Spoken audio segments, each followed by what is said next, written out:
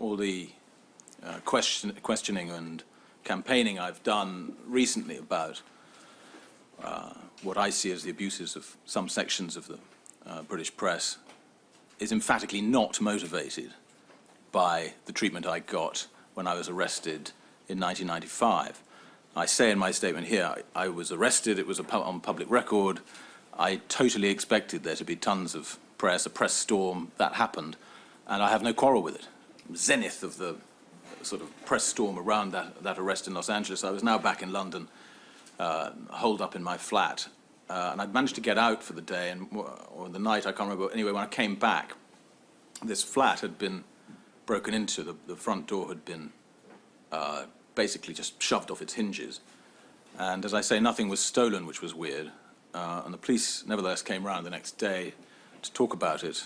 And the day after that, a detailed account of what the interior of my flat looked like appeared in one of the British tabloid papers. I can't remember which one at the moment, but it was definitely there. And I remember thinking, who told them that? Was that the burglar, yes, or was that the police? And when I told this story to Tom Watson recently, the MP, who was writing a book about this kind of thing, he nodded knowingly, saying, oh yes, that particular method of break-in I've come across with several other people who are victims of a lot of, or in the crosshairs of a lot of press attention. And it doesn't seem to have been a singular occasion. And it's doubly sinister to me because that flat, as you said, is you have to walk up a hell of a lot of stairs to get there. I would think it was a very bad choice for a normal burglar. And nothing was stolen. And I've had it for 25 years, and it's never been broken into before or since. The Mail on Sunday ran an article, February 2007, saying that my relationship with my then-girlfriend, Jemima Khan, was on the rocks because of my persistent late-night flirtatious phone calls with a plummy-voiced studio executive from Warner Brothers. And it was a bizarre story, completely untrue, that I sued for libel over and won, and damages rewarded. A statement was made in open court.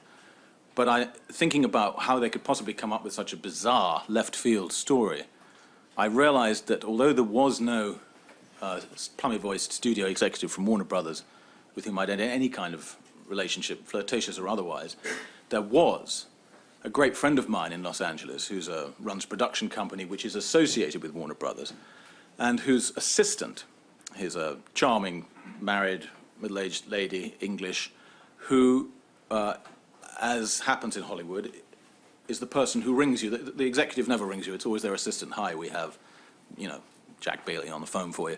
And this was what she used to do. She used to call and she used to leave messages, and because she was a nice English girl living in LA, sometimes when we spoke, we'd have a joke about English stuff, Marmite or whatever. And so she would leave charming, jokey messages saying, please call the studio executive back. And she has a voice that could only be described as plummy. So I cannot, for the life of me, think of any conceivable source for this story in the Mail on Sunday except those voice messages on my mobile telephone. With two of the girlfriends I've had, they both have children, and in both cases, well, actually, that's not quite fair. The first girlfriend, when she was with me, we didn't have children, so that doesn't apply. But the second girlfriend, although that first girlfriend has subsequently had children and been very badly chased and abused, but the second girlfriend, she did have children, and she was frequently, especially in the early days of our romance, yes, followed and chased, even when she had her children in the car, and even when the children were not enjoying it, crying. They'd pulled up for petrol. They'd ask the paparazzi who pulled in and started taking pictures, please go away, there's children in this car, they're frightened, and these paparazzi would continue to take pictures.